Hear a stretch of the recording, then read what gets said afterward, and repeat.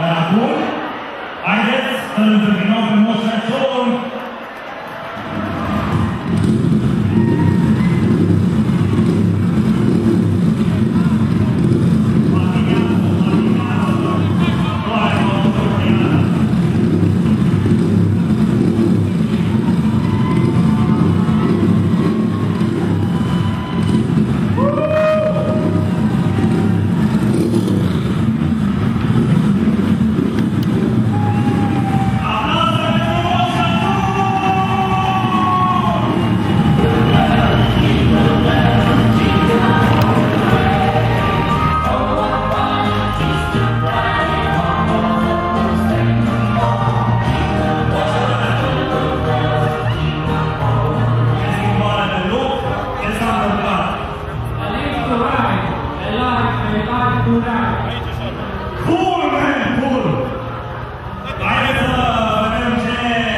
Surprize ne-au pregătit Moșul și o să ne rog pe Moș Crăciun să-și ia în primire rolul, să amestece foarte bine urna și, mă rogi pe mine, eu nu pot, mai bine să-și bage dracu coada.